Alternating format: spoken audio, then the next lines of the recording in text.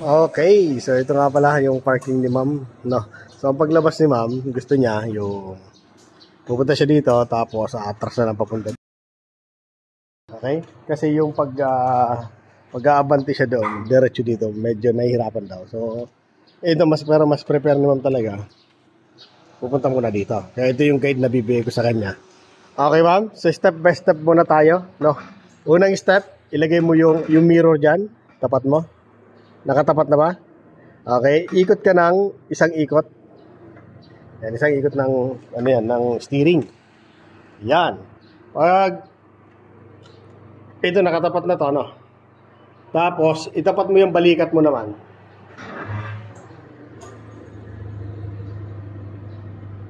Yan, tapat na. Okay? Yan, nakatapat na yung balikat, no. Itodo mo ng manibela papunta dito. Yun, okay? Then forward ka dito. Slow down lang ano, kasi kukontrolin pa rin natin dito yung sitwasyon. Yan. Sige lang. Dahan-dahan lang, ano? Yan. So safe naman doon. Tapos dito safe na rin. Sige, dahan-dahan lang mama. Pati lang. Dito na, op. So alanganin pa rin dito kasi medyo babangga dito. Pag pinilit natin dito, although pasok naman siya, kailangan sasabit siyang konti, no? So kailangan nating umatras talaga. Kasi medyo dikit na doon. Pag umatras ka dyan ma'am, todo manibela sa kaliwa. Yan. So, tinuruan ko na rin si ma'am kung paano technique na dyan na hindi siya abante dito. Pag binitawan yung brake, gagawin yung technique doon, yung handbrake technique. Ang ginagawa niyan, itataas mo na yung handbrake. Then mag-RPM siya ng at least 1,000 RPM. Okay. Yan. Nagawa 1,000 RPM na siya. Papuntang reverse. Then, atras siya konti. Konti pa. RPM. Para may angat lang to. Then, todo dito manibela mo. Iiwasan mo yung gulong mo na sumobrang pumasok doon. Okay? Todo manibela mo dito sa kanan.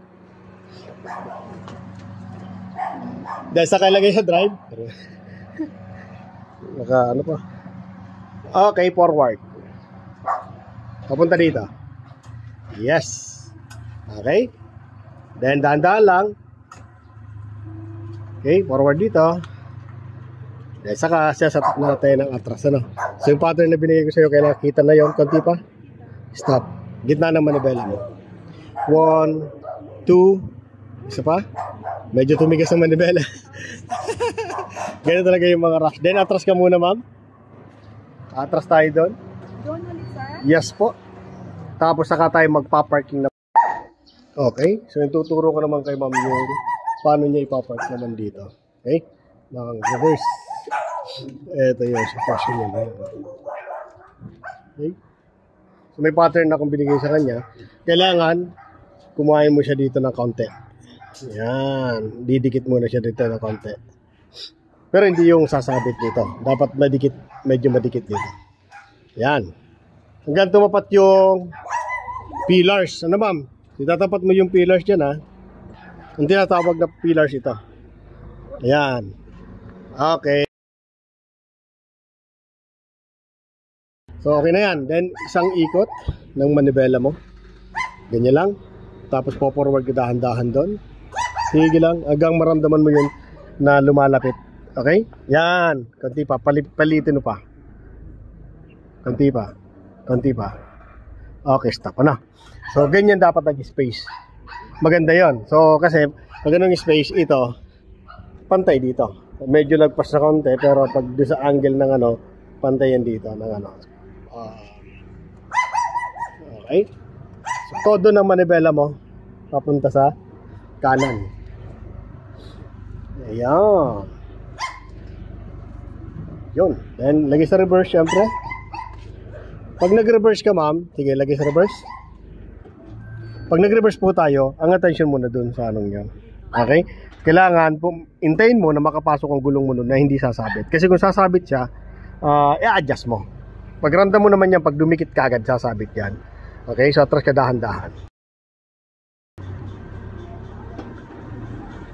So, safe naman, ano? So, diretso ka lang, hanggang makapasok lang yung gulong mo dyan. Pag mga ganyan distance, safe na yan. So wala ka na problema kasi yung gulong mo doon nakalagpas na. So ang poproblemahin mo lang dyan, ma'am, dito wala problema. Dito lang, yung puweta ng sakyan mo, ipapasok mo doon sa kabila. No? So dito ang attention mo na ngayon. Okay? Saka safe na po yun, wala na, dito na po ikaw. Yes po, ma'am. Then atras ka lang.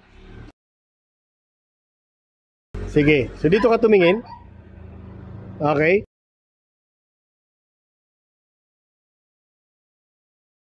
Pasok mo lang yan. Sige lang. Yan, very good. Okay? So ngayon, hindi, pasok naman siya. Alin po? O pag ipasok mo pa ng konti, pwede naman. Pasok pa ng konti yung puwetan sa sakyan mo. Sige pa. Ayan, stop na, ano? Dahil saka todo manibela mo dito sa kaliwa. Ayan. Tapos i-drive mo siya, ma'am. Ilapit mo yung uso ng sakyan dito. Yan. Ang attention mo dyan sa uso, ha. Dito, ha. Sige pa. Dahan-dahan lang ikaw. Kontrolin mo lang siya hanggang lumapit. Konti pa. Dahil stop. So, dahil sunod gagawin mo, todo manibela mo sa kanan naman. Yan. So, medyo mahirap nga lang manibela ng mga rush talaga. Tumitigas siya. So, don't forget to, ilagay sa shift sa reverse. No? Huwag mo nakalimutan. Baka pag-abanti yan, direction dito. Tapos, gamitin mo yung technique na handbrake. No? Nakataas ang handbrake yan. Tapos, RPM na at least 1,000 to 1,200. Pag mayroon na, release ang brake na. Up, stop. Up. So, nakita mo may angle na. O, gitna mo ng manibela mo.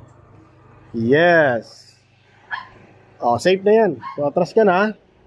Ganun ulit. Yung handbrake ulit kasi yung mataas. Doon mataas kasi yan. So, handbrake technique para hindi mag-forward, dito, bumangga. So, mag-RPM lang siya, then naka-handbrake yan. Yan.